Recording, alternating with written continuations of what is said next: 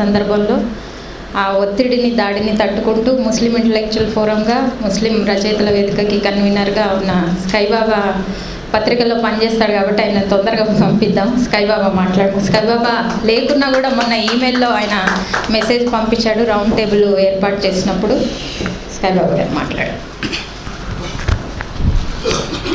సభకు సలాములు. ఇంతమంది ఆలోచనా పరుల మధ్య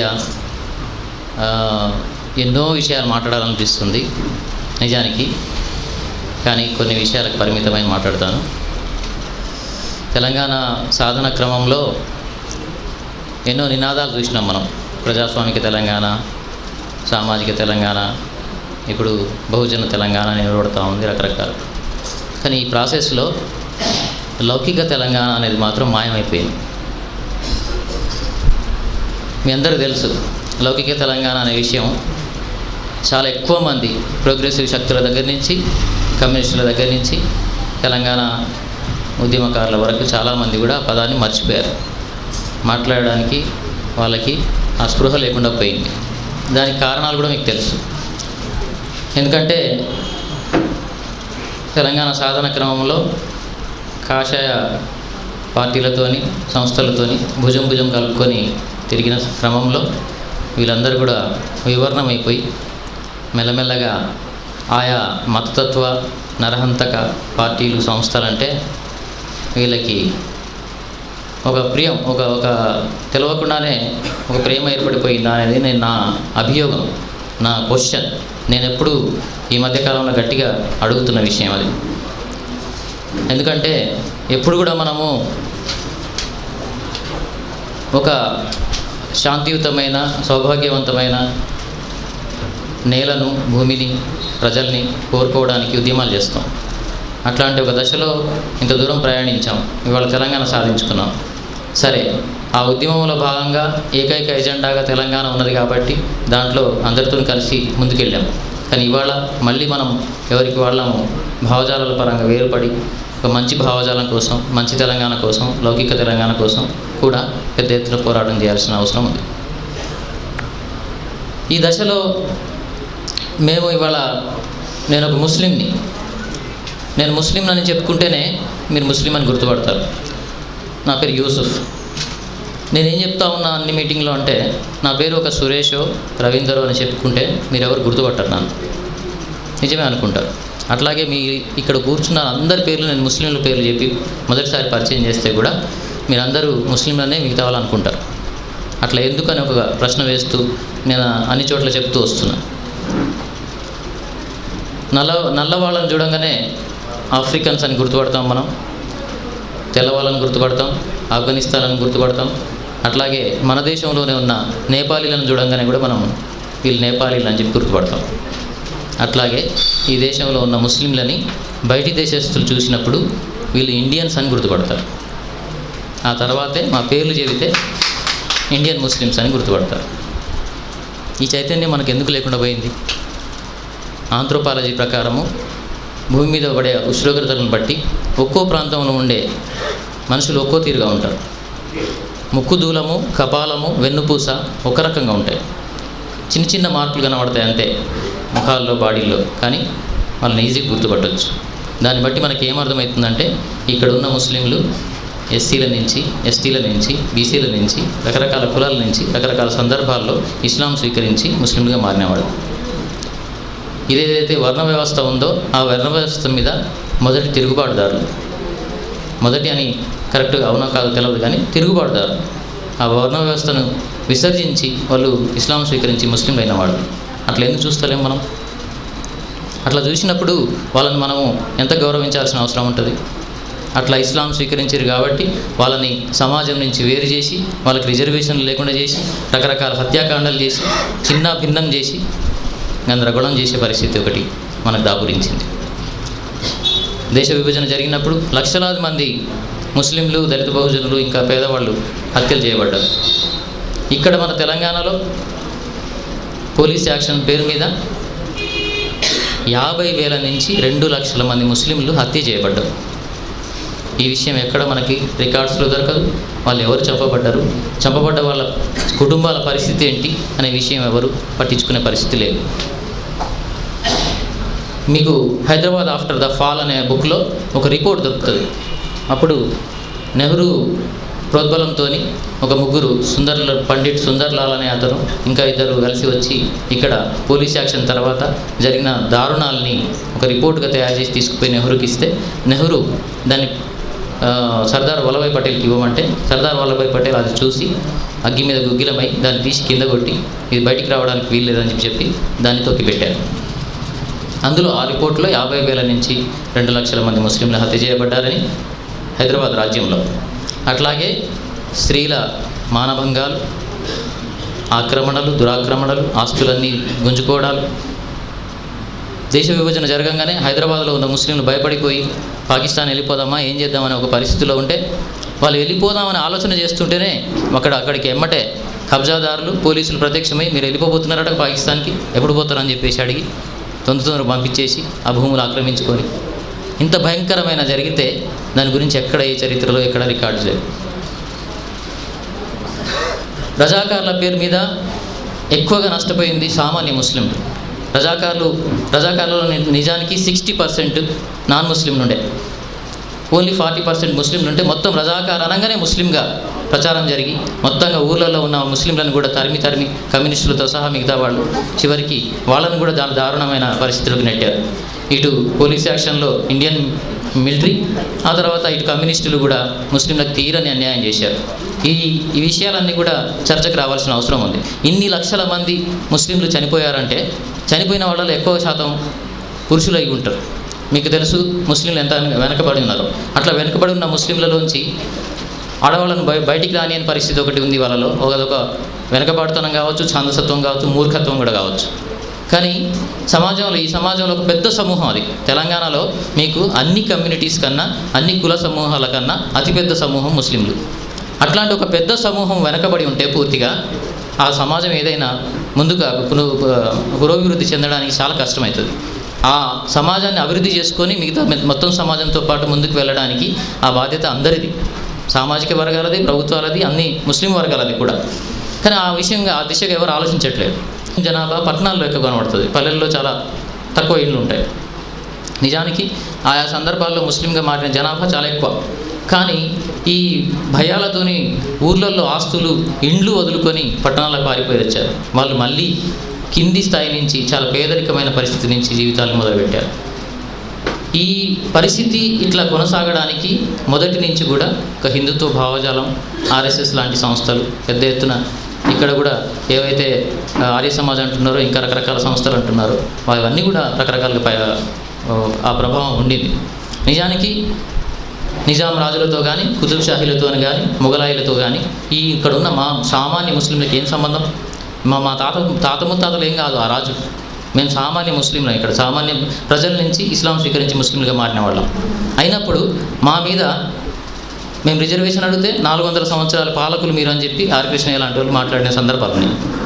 మేము పాలకులమా ఏమన్నా? సామాన్య ముస్లింలు ఇవాళ మీరు గమనించండి, సచార్ కమిటీ నివేదిక కానీ ఇంకా వేరే కమిషన్ కానీ చెప్పిన విషయాలు ఏంటంటే ముస్లింలు దళితుల కన్నా దారుణమైన స్థితిలో ఉన్నారు అని. వాళ్ళకి 10-12% రిజర్వేషన్ కల్పించాలని రకరకాల సిఫార్సులు చేశారు. ఒక్క సిఫార్సు కూడా ఇంతవరకు అమలు కాలేదు. ఇంత దారుణమైన పరిస్థితుల్లో ఈరోజు ముస్లింలు ఉన్నారు. ఇవాళ తెలంగాణ సాధించుకున్నాము. ఈ తెలంగాణలో ముస్లింల గురించి ఏమీ న్యాయం జరుగుతుందని మేము నమ్మడానికి వీలుంది చెప్పండి? అంత పర్సంటేజీల్లో తేడా కానీ చాలా ఎక్కువ సమాజం హిందూయిజ్ అవుతూ చాప కింద నీరులాగా పెద్ద ఎత్తున హిందూయిజ్ అవుతూ ఉంది. హిందూయిజ్ అంటే నేను మతం గురించి అనట్లేదు. ఆర్ఎస్ఎస్, బీజేపీ ఇంకా దానికి 12 చేతులు ఉంటాయి. ఆయా సంస్థల ప్రభావంతో హిందుత్వ భావజాలంతో మారిపోతూ ఉంది. వాళ్ళందరూ కూడా ముఖ్యంగా ముస్లింలని, దళితుల్ని, బీసీలని, ఆ భావజాలం ఉన్న బహుజన కాన్సెప్ట్ ఉన్న వాళ్ళని, తర్వాత క్రిస్టియన్లని చాలా శత్రువులుగా చూస్తున్నారు. ఇవాళ అదే వికృత రూపం వాళ్ళందరికీ ఒక వికృత రూపంగా మోడీని ముందుకు తీసుకొస్తే మోడీ భజన చేస్తూ లోకమంతా ఉరుకులు పెడతాము. మీడియా అని ఎంత ముందుగా గతంలో సమాజానికి 4 స్తంభాలైన ఒక స్తంభం మీడియా కానీ బాగుకి అని చెప్పేవాళ్ళు. ఇవాళ మీడియా ఎంత పచ్చిగా నీచంగా ఎంత ఘోరంగా తయారైందంటే సిగ్గేస్తుంది మీడియాలో పనిచేస్తున్నామని మేము చెప్పుకోవడానికి. అట్లాంటి ఒక దారుణ స్థితిలో మీడియా ఇవాళ మోడీ గెలుస్తాడని చెప్పేసి ప్రచారం చేస్తూ ఉంది. దానికి గాను ఒక్క మేధావి తెలంగాణలో ఒకరిద్దరు తప్ప ఎవరు మాట్లాడట్లేదు. కమ్యూనిస్టులు ఏమైపోయారు, మావోయిస్టులు ఏమైపోయారు, ప్రజాస్వామిక వాదులందరూ ఏమైపోయారు, దళిత బహుజనులు ఏమైపోయారు, వ్యాసాలు ఎందుకు రాయట్లేదు, మూమెంట్స్ ఎందుకు చేయట్లేదు అంటే ఏమైపోతున్నాం మనం? అంటే మౌనంగా ఇట్లా రకరకాల విషయాలు మాట్లాడుకుంటున్నాం. కానీ ముస్లిం ఒక సెక్యులర్ భావన అనేది, లేదంటే అందరూ కలిసిమెలిసి ఉండాలనే భావన ఒక ముస్లింల పరిమితమా? కాదు కదా. అందరికీ ఇప్పుడు కచేలే కూడా మొన్న ఒక విషయం మేము పెట్టిన బహుజన సెక్యులర్ మూవ్మెంట్లో భాగంగా మాట్లాడుతూ చెప్పాడు. అమెరికాకు సంబంధించి ఒక్క లాడెన్ తయారయ్యాడు, కానీ ఇవాళ మోడీ కనుక ప్రధానమంత్రి అయితే 10-15 మంది మోడీలు అది లాడెన్స్ తయారవుతారు. అట్లా తయారైనప్పుడు ఏం జరుగుతుంది? దేశం కల్లోల భారతదేశంగా మారుతుంది. కల్లోల భారతదేశంగా మారాలని మనం కోరుకుంటున్నామా? అట్లా మారకుండా ఉండాలంటే మనం ఏం చేయాలి? అట్లా మాత్రం ఎవరు ఆలోచించట్లేదు. అంటే గమ్మత్తైన విషయం ఏంటంటే, నేను చాలా సీరియస్గా విమర్శ పెడతా ఉన్నా. నేను ఒక ముస్లింని కాబట్టి భయపడుతున్నానా? నేను ఒక ముస్లింగా మాట్లాడాల్సిన అగత్యంలో ఉన్నా. నేను ఒక నాస్తికుడిని, నాకేం సంబంధం లేదు మతాలతోని కులాలతోని. కానీ నేను ఒక ముస్లిం సమాజం నుంచి, ముస్లింల సమాజంలో పుట్టినా కాబట్టి ఆ సమాజం వెనకబడి ఉంది కాబట్టి, దారుణమైన వివక్షకు అణచివేతకు గురవుతూ ఉంది కాబట్టి వాళ్ళ ప్రతినిధిగా నేను మాట్లాడాల్సిన అవసరం ఏర్పడింది. అట్లా చూసినప్పుడు ఇవాళ ఒక ముస్లింలే ఎందుకు భయపడాల్సిన పరిస్థితి వచ్చింది? అంటే మోడీలో లేకుంటే ఆర్ఎస్ఎస్, బీజేపీ లాంటి సంస్థలకి ఒక ముస్లింలే లేకుంటే క్రిస్టియన్సే లేకుంటే ఇంకా దళితులే ఇంకెవరో ఎందుకు భయపడాల్సిన పరిస్థితి వచ్చింది? మిగతా వాళ్ళందరూ ఏం ఆలోచిస్తున్నారు? నేను ఒక సీరియస్ విమర్శ ఏం పెడుతున్నంటే, మీరందరూ హిందూ సెటప్లో భాగంగా ఉన్నారు. మీకు భయం లేదు, మీరు ఎంతైనా రక్షించబడతారు. అదే పరిస్థితి వస్తే మమ్మల్ని రోడ్ల మీద పైజమాలు ఉడగొడి మేమెవరమో తెలుసుకొని చంపేస్తారు. అదే జరిగింది గుజరాత్లో, అదే జరిగింది చాలా పట్టణాల్లో. అట్లాంటి ఒక భయంకరమైన భయానికి గురవుతూ ఉన్నవారు ముస్లిమ్స్ మాత్రం ఎందుకు అవుతున్నారు అనేది అందరం ప్రశ్నించుకోవాలి. ఆ పరిస్థితికి గాను మిగతా సమాజం అంతా పనిచేయాల్సిన అవసరం ఉంది. అందులో భాగంగా నేను నా ఎస్సీబీసీ మిత్రులతో కలిసి ముస్లింలని పక్కన పెట్టి మిగతా ముస్లిం దళిత బహుజనులు కలుపుకొనే మేము బహుజన సెక్యులర్ మూవ్మెంట్ అని చేస్తూ ఉన్నాం. ఈ ఎన్నికల వరకు మా వంతుగా మోడీని ఓడించడానికి రకరకాల కార్యక్రమాలు తీసుకుంటూ సెలవు పెట్టి మొత్తం రాష్ట్రం అంతా తిరుగుతూ ఉన్నాం. మీ శక్తి మేరకు మీరందరూ కూడా భావజాల ప్రచారం చేయాలి, నోటి ప్రచారం చేయాలి, ఇంకా మీ వంతుగా ఏం సాధ్యమవుతుందో అంతా చేయాలని చెప్పి మిమ్మల్ని నేను కోరుతా ఉన్నా. ఎందుకంటే కల్లోల తెలంగాణను మనం కోరుకోవట్లేదు, సెక్యులర్ తెలంగాణను మనం కోరుకుంటున్నాం. ఇక్కడ పెద్ద ఎత్తున తెలంగాణ ఉద్యమం పేరు మీద బీజేపీ బలపడింది. మీకు అది ఈసారి గెలవడానికి కనబడదు. ఈసారి టీఆర్ఎస్ కాంగ్రెస్ మధ్యలో పోటీ ఉండొచ్చు, వాళ్ళకి అంత అవకాశం ఉండకపోవచ్చు. కానీ చాప కింద నీరులాగా జరిగే పరిణామాలు భవిష్యత్తులో చాలా ప్రమాదానికి గురి చేస్తాయి. ఇట్లా అని చెప్పేసి మేము ఎంఐఎం నేను సపోర్ట్ చేయట్లేదు. అంటే ఏ మతతత్వ పార్టీలనైనా వాళ్ళు సెక్యులర్ భావజాలాన్ని కునికి పుచ్చుకున్న దాకా మనం వ్యతిరేకించాల్సిందే. కాబట్టి ఇక్కడ తెలంగాణలో ఏదైతే గంగా జన తెహజీబ్ ఉండిందో, అంటే కలగల్పు సంస్కృతి, అలాయి బలాయి తీసుకునే సంస్కృతి, మీరు దసరా సమయంలో చూస్తారు, అందరూ జమ్యాకి పెట్టుకొని అలాయి బలాయి తీసుకుంటారు. అంటే ఆలింగనం చేసుకోవడం, కౌగిలించుకోవడం. అది ఎక్కడి నుంచి వచ్చింది మీకు ఆ సంస్కృతి? ఏదైతే ఈ దేశంలో వర్ణ వ్యవస్థ వల్ల అసుంటా అనే దారుణమైన ఒక బ్రాహ్మణీయ మనువాద సంస్కృతి ఉండిందో, అంటరానితనం ఉండిందో, దాన్ని బద్దలు చేస్తూ గుండెను కలిపే అలాయి బలాయి సంస్కృతిని ఇచ్చింది ఇస్లాం. ఆ కోణం నుంచి చూసినప్పుడు ఒక సమానత్వం, వాడు యజమాని అయినా కూలి అయినా భుజం కలుపుకొని నమాజ్ చదవడం అనే ఒక సమానత్వ భావనను తీసుకొచ్చింది ఇస్లాం. అట్లానే నేను మతాల్ని సపోర్ట్ చేయట్లేదు, కానీ ఆ భావన వచ్చిన తర్వాత ఇక్కడ చాలా మార్పులు జరిగినాయి. ఆ ప్రభావం తెలంగాణలో మనకి చాలా ఎక్కువగా కనబడుతుంది. మన తెలంగాణలో ప్రాచ్య దేశాల ప్రభావం ఎక్కువగా ఉంటుంది. ఇటలీ, అది కాదు, టర్కీ అండ్ ఇరాన్, ఇరాక్ వగైరా ఆ దేశాలు ఏవైతే ఉన్నాయో ఆ ప్రభావం ఇక్కడ ఎక్కువ కనబడుతుంది. మీకు బిర్యానీ దగ్గర నుంచి, ఇరానీ ఛాయ్ దగ్గర నుంచి అలాయి బలాయి వరకు మీరు ఆ విషయాలను చూడవచ్చు. అదే ఆంధ్ర ప్రాంతంలో మీకు బ్రిటిష్ పాలనలో ఎక్కువగా కాలం ఉండడం వల్ల వాళ్ళు ఎప్పుడు సామ్రాజ్యవాద దృష్టితోనే ఉంటారు. పైసా మీదనే ఎక్కువ దృష్టి ఉంటుంది వాళ్ళకి. వాళ్ళు ఏం చేస్తారంటే ఎప్పుడు ఏ మనిషి పరిచయమైనా ఎవరితో కలిసినా వాడితో ఎట్లా మనకు లాభం అని ఆలోచిస్తారు.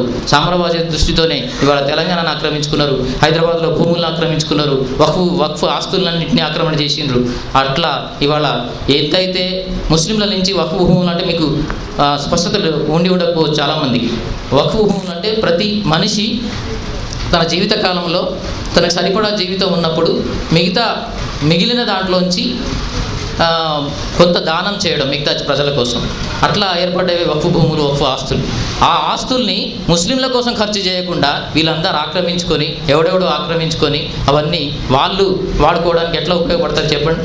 ఆ వక్ఫ్ భూములు ఒక్కటి ముస్లింల కోసం కేటాయించి వాళ్ళకు సంరక్షణ కల్పిస్తే ఆ వక్ఫ్ భూముల్ని ముస్లిం కమ్యూనిటీలో పేదరికమే ఉండదు, అన్ని ఆస్తులు ఉన్నాయి అవి. అట్లాంటి పరిస్థితి ఏం లేదు.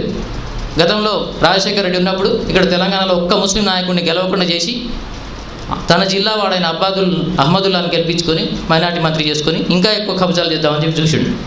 ఉసుకున పోయిండు. కానీ ఉంటే మాత్రం మనకు ఎంత ప్రమాదం జరిగేదో మనకు అందరికీ తెలిసిన విషయం. అయితే ఈ దశలో నేను ఇంకొక గమ్మత్తైన విషయం ఏం చెప్పబోతున్నా అంటే,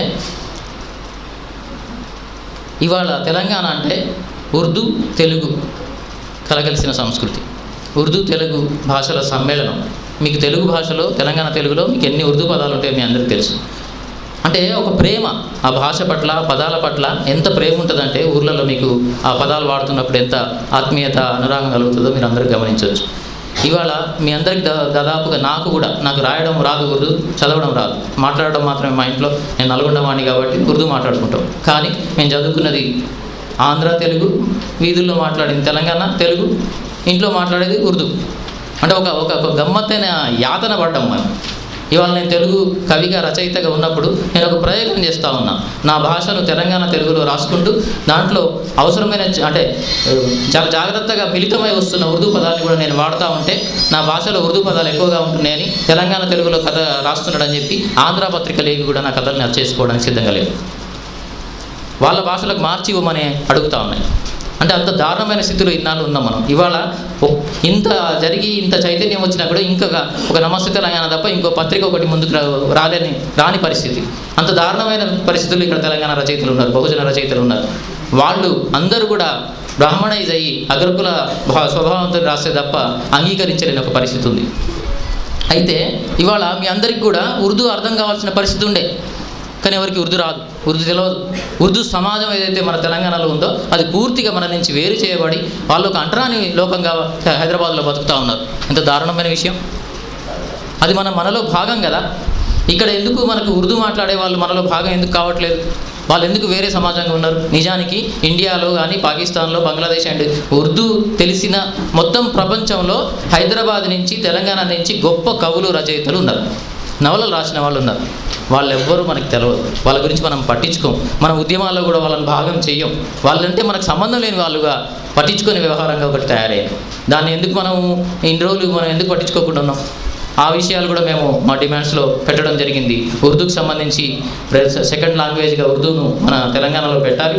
అట్లాగే ఉర్దూ వచ్చే వాళ్ళందరూ కూడా అన్ని రంగాల్లో కూడా ఉండాలని చెప్పేసి ఆ ప్రాసెస్లోనే మనం ఆలోచించినప్పుడు ఏదైతే ఆంధ్రాలో ఇండియన్ ఆర్మీ తెలంగాణను ఆక్రమించుకున్న తర్వాత కొంత, ఆ తర్వాత ఆంధ్రాలో కలిపిన తర్వాత మరింత మొత్తంగా ఇక్కడ ఉర్దూ మీడియం స్కూల్స్ ఉండేవి, ఉర్దూ మీడియం ఎక్కువ చదువుకున్న వాళ్ళు ఉండేది, ముస్లింలతో పాటు నాన్ ముస్లింలు. వాళ్ళందరినీ ఇంగ్లీషు, తెలుగు ఖచ్చితంగా రావాలి, లేకుంటే మీ ఉద్యోగాలు ఉండవని చెప్తే వాళ్ళ బాధలు చూడండి. చాలా వేల మంది రిక్షాలు దొక్కుతూ కూలి పని చేసుకుంటూ ఉద్యోగాలు వదిలేయాల్సిన పరిస్థితి వచ్చింది. ఆ విషయాలు ఏవి మీకు రికార్డ్స్లో కనబడవు. అంటే అప్పటికున్న రాజ్య భాష ఏదైతే ఉందో ఉర్దూ, ఆ ఉర్దూ నేర్చుకున్నారు. నిజానికి అప్పటికి 5వ తరగతిని అంటే ప్రైమరీ స్కూల్స్లో, అప్పర్ ప్రైమరీ స్కూల్స్లో, హై స్కూల్స్లో చదువుకుంటూ ఉండిన జనాభా ఉంటుంది తెలంగాణలో. మరి వాళ్ళందరూ ఒకటేసారి స్కూల్స్ భాష మార్చేస్తే, తెలుగు మీడియం చేసి పడేస్తే వాళ్ళ బతుకులన్నీ ఏమైపోయాయి? వాళ్ళు ఎంతగానో డ్రాప్అవుట్గా మారి ఉంటారు. ఉద్యోగస్తులందరూ ఏమైపోయి ఉంటారు? వాళ్ళకి ఎవరు పరిహారం కట్టి వాళ్ళ జీవితాలన్నీ ఏమైపోయి ఉంటాయి? అంటే ఇన్ని బాధలు ఉర్దూ నేర్చుకున్న వాళ్ళు ముస్లింలు ఒక్కరే కాదు. అప్పటికి ఉర్దూ మీడియం ఉంది కాబట్టి నాన్ ముస్లింలు కూడా చాలామంది ఉర్దూ చదువుకున్నారు. వాళ్ళందరూ కూడా ఈ బాధలన్నీ పడ్డారు. వాళ్ళకి సంబంధించి ఏ పరిహారం లేదు, వాళ్ళని గుర్తించింది లేదు, వాళ్ళని పట్టించుకున్నది కూడా లేదు. ఎందుకంటే ఇన్నాళ్ళు వాళ్ళు ఆంధ్ర పాలకులు ఉన్నారు కాబట్టి ఇక్కడ ఉర్దూని, ఇక్కడ ముస్లింలని పెద్ద ఎత్తున నిర్లక్ష్యం చేసిరు, పట్టించుకోకుండా ఉన్నారు. దాంతో ఇక్కడ ముస్లిం సమాజం పెద్ద ఎత్తున చితికిపోయి ఏ వృత్తులు లేకుండా రోడ్ సైడ్ చిల్లర బిజినెస్లలో అన్నిట్లో అట్లా మీకు ముస్లింలు కనబడతారు. పంచర్లు బాగా చేస్తుంటారు, డ్రైవర్లుగా ఉంటారు, ఛాయ్ హోటల్ పెట్టుకొని ఉంటారు, టెంట్ హౌస్లు ఉంటాయి. ఇట్లా అంటే సమాజానికి కావాల్సిన చాకిరీ అంతా దళితుల తర్వాత ఎక్కువగా చేస్తున్నది ముస్లింలే. అంటే ఆ రకంగా ఈ సమాజానికి ముస్లింలు మేలు చేస్తూ ఉన్నారు. అయితే వాళ్ళ ఆ శ్రమను మాత్రం పట్టించుకునే పరిస్థితి లేదు. బ్యాంకుల్లోకి వెళ్తే వాళ్ళకి లోన్లు ఇవ్వరు, వాళ్ళకి ఏం పెట్టడానికి ఏముండదు, వాళ్ళకి ఇండ్ల భూములు ఉండవు, పట్టాలు ఉండవు, ఏముండవు. అట్లా వాళ్ళు ఎంత భయంకరమైన నరకయాతను అనుభవిస్తున్నారంటే ఇవాళ ఉప ముఖ్యమంత్రిని ముస్లింని చేస్తాను, 12% రిజర్వేషన్ ఇస్తానని చెప్పిన కేసీఆర్ ఇవాళ ఒక్క సీటు ఇచ్చాడు 69 స్థానాల్లో ముస్లింకి. ఇవాళ మరి మిగతా ఇచ్చే వాటిల్లో ఎంత ఇస్తాడో చూడాలి. మరి ఉప ముఖ్యమంత్రి ఎట్లా చేస్తారో కూడా చూడాల్సిన అవసరం ఉంది.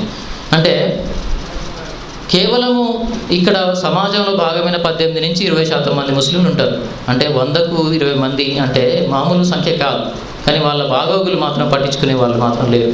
ఒకవేళ ముస్లింలు అవి అడగట్లేదా అంటే అడిగే వాళ్ళు ఉన్నారు. వాళ్ళ హక్కుల ఉద్యమాలు ఉర్దూ పేపర్లలో వస్తాయి, తెలుగు పేపర్లలో రావు.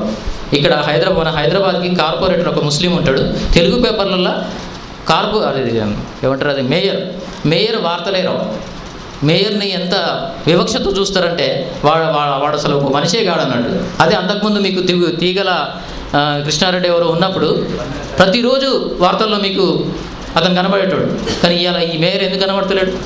దాన్ని బట్టి మీకు ఆ వివక్ష కనబడుతుంది, ఎంత భయంకరమైన వివక్ష ఉందో. అంటే ఉర్దూ పత్రికల్లో రోజు కనబడే మేయరు తెలుగు పత్రికలు ఎందుకు కనబడాడు? అంటే తెలుగు పత్రికలు ఏ భావజాలంతో పనిచేస్తూ ఉన్నాయి? ఇట్లా రకరకాల భయంకరమైన వివక్ష సమాజంలో కొనసాగుతూ ఉంది. అయితే ఆ ప్రాసెస్లో చాలా డిమాండ్స్ ఉన్నాయి. ఆ డిమాండ్స్ అని నేను మేడంకి ఫార్వర్డ్ చేశాను, ఆమె ఫేస్బుక్లో పెట్టారు. మేము అది చిన్న బుక్లెట్ కూడా వేయడానికి ప్రయత్నం చేస్తూ ఉన్నాం. అయితే ఇవన్నీ నెరవేరుతాయని మాకేమి అంత పెద్ద ఆశ ఏం లేదు. ఎంత పోరాడినా అవన్నీ జరుగుతాయని మాకేం ఆశ లేదు. అందరూ చాలా ఉత్సాహంగా చాలా జరుగుతాయని చాలా మాట్లాడుతున్నారు. కానీ ప్రాక్టికల్గా చాలా కష్టమైన విషయాలు ఇవి. కాకపోతే మనం పోరాటాల గడ్డ వేయించి రకరకాల పోరాటాలు చేశాం కాబట్టి మనం ఏదైనా సాధించుకోవడానికి ఇంకా పోరాటాలు చేస్తామని చెప్పేసి నిస్వార్థంతో పనిచేస్తామని చెప్పేసి మనకు నమ్మకాలు ఉన్నాయి కాబట్టి కొంత నమ్మకంతో మనం ఉన్నాం. కానీ నిజానికి చాలా నిస్సహాయ భయంకరమైన పరిస్థితిలో దళిత బహుజనులు, ముస్లింలు, ఇతర మైనారిటీలు ఉన్నారు. మిగతా ప్రోగ్రెసివ్ శక్తులు కూడా ఇవాళ నోరు మెదపకుండా ఉన్నారు. నేను శ్రీధర్ దేశపాండే గారు ఉన్నారు కాబట్టి ఒక ప్రశ్న వేస్తూ ఉన్నా. టీ జాగ్ అంత పెద్ద ఎత్తున పనిచేసి ఇవాళ తెలంగాణ సాధనలో అంత మంచి పాత్ర వహించింది. ఇవాళ ఎందుకు మౌనంగా అయిపోయింది? ఇవాళ అడగొచ్చు కదా, ఇక్కడున్న జాతులకి ఎవరెవరికి ఏమేమి జరగాలనో, ఎవరెవరికి ఎన్ని సీట్లు రావాలనో ఒక గట్టిగా మాట్లాడవచ్చు కదా, న్యాయం జరిగేటట్టు చూడవచ్చు కదా. ఎందుకు చేతులు ముడుచుకొని కూర్చున్నారు? ఇంత దారుణమైన విషయమా? అవన్నీ అంటే ఎప్పటికప్పుడు పోరాట రూపాలని, స్వభావాల్ని మార్చుకోవాలి ఏ పోరాట సంస్థ అయినప్పుడు. ఏ పోరాటం ఏ సెక్యులర్ తెలంగాణ కోసం, సామాజిక తెలంగాణ కోసం, ప్రజాస్వామిక తెలంగాణ కోసం కావచ్చు, బహుజన తెలంగాణ కోసం కావచ్చు, ఇవాళ రకరకాల మార్పులతోనే ఆయా సంస్థలు పనిచేయాల్సిన అవసరం ఉంది. అవన్నీ ఎందుకు చేయట్లేదు? అట్లా చేయకుండా ఎందుకు అట్లా మారిపోతూ ఉన్నాయి? ఏదో చిన్న విజయాలు మనము సాధించగానే మనం సంతోషపడిపోకుండా అన్ని వర్గాల వాళ్ళకు కూడా ఇవన్నీ కోణాల నుంచి పెద్ద ఎత్తున పనిచేయాల్సిన అవసరం ఉందని చెప్పి ముస్లింలకు మాత్రము 12% రిజర్వేషన్ కల్పించాల్సిందే, ఉప ముఖ్యమంత్రిని ముస్లింని చేయాల్సిందే. అట్లాగే ఉర్దూను సెకండ్ భాషగా గుర్తించాల్సిందే. ఉర్దూ చాలా స్కూల్స్ మూతపడుతున్నాయి. ప్రతి హై స్కూల్లో కూడా ఒక ఉర్దూ టీచర్ ఉండాలి. ఉర్దూను పరిరక్షించుకోవాలి మనం. ఉర్దూ ఒక ఇండియన్ లాంగ్వేజ్.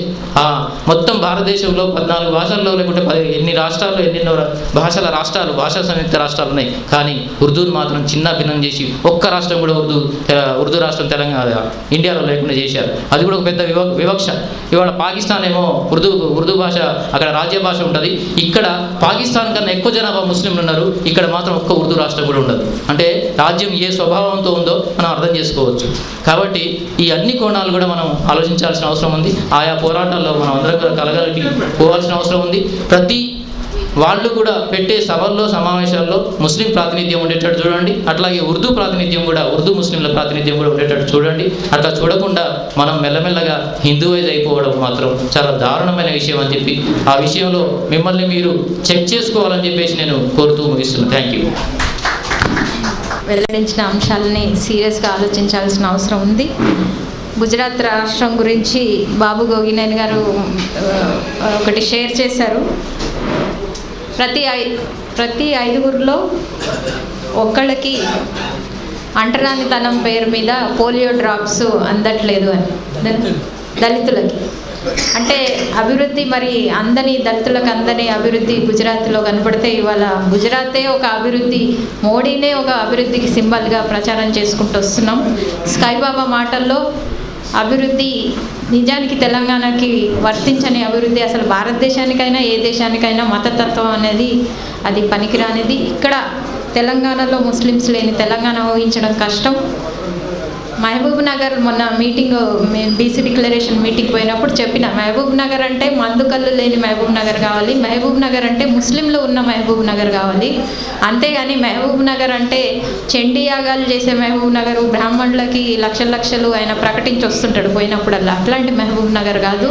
రేపటి తెలంగాణలో కనీసం ఇట్లాంటి మహబూబ్ నగర్ని మళ్ళీ అక్కడ మహబూబ్ నగర్ సీటు కూడా అక్కడ ముస్లింకి ఇవ్వలేదు, మనం చూసినాము. దీని కంటిన్యూషన్ బాబు గోగినాన్ గారు స్కైబాబా దానికి కంటిన్యూషన్గా మాట్లాడే ముందు మనకి ఇక్కడ ఒక మిత్రుడు ఇప్పుడే ఇచ్చినాడు. నిజాం రెజ్యూమ్లో అక్బర్ హైదర్ గారు లేడీ హైదరీ క్లబ్ అని 2 ఎకరాల స్థలాన్ని బషీర్బాగ్లో లేడీస్కి విమెన్ యాక్టివిస్ట్కి కేటాయిస్తే దాన్ని మనం గాంధీ మెడికల్ కాలేజ్గా చేసినాము అని దాన్ని మళ్ళీ తీసుకోవాల్సిన అవసరం ఉందని చెప్పినారు. అయితే అది ఇప్పుడు గాంధీ మెడికల్ కాలేజ్ కూడా మన చేతిలో లేదు, అది ఎక్కడికో పోయి మళ్ళీ మాల్స్ కోసము ఇన్ని మాల్స్ ఎందుకు కట్టుకుంటారో కూడా మనం ఆలోచించాలి. బాబు గోగినేని గారు మాట్లాడే ముందు విమల 2 విషయాలు మాట్లాడారు, 2 నిమిషాలు. స్కైబాబా గారు చెప్పిన విషయాలు నిజంగా మనం అందరం సీరియస్గా ఆలోచించాల్సిన విషయాలు.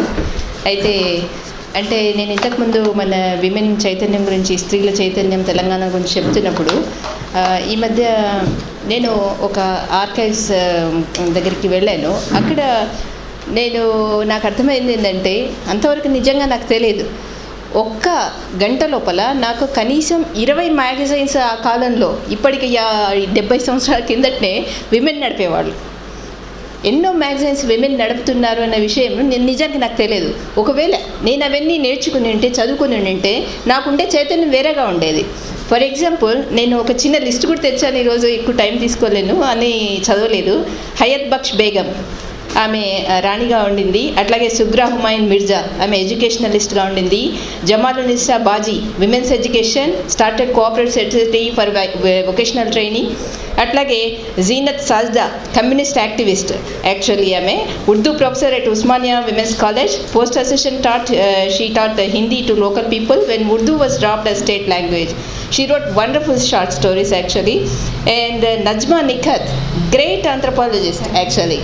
అట్లాగే హుమ్మా కిబ్బాయ్, ఈ మధ్య ఆమె రాసిన పుస్తకం హుస్సేన్ ఆలం హౌస్ అనేది చాలా ఫేమస్ అయింది, చాలా అద్భుతమైన పుస్తకం. అట్లాగే వాజిదా తబస్సుమ్, ఆమె అయితే she was an aristocrat but who hated aristocrats actually. And then she didn't join progressive writers or leftist formally, but she had many associations with them actually. And then Jilani Bano, ఇప్పుడు మన కళ్ళ ముందరనే ఉన్నారు హైదరాబాద్లో. She can be identified as, అంటే compared to Mahasweta Devi actually in Bengal. అలా అంటే working class women మీద అద్భుతమైన కథలు రాసిన వాళ్ళు. వీళ్ళందరూ మన హైదరాబాద్లోనే ఉన్నారని చాలామంది మేము ముందే తెలుసుంటే మా చైతన్యం వేరేగా ఉండేది. నిజానికి తెలంగాణకు సంబంధించి, తెలంగాణ స్త్రీలకు సంబంధించి అసలు రీసెర్చే జరగలేదు, అసలు వాళ్ళ గురించిన ఊసే లేదు. ఈరోజు కొత్తగా మనం ప్రశ్నిస్తున్నప్పుడు కూడా దాని వెనకాల మాలాంటి వాళ్ళందరి తప్పులు కూడా ఉన్నాయి. అందుకని కేవలం ఈరోజు స్త్రీల గురించే మాట్లాడాల్సి వచ్చిన సందర్భం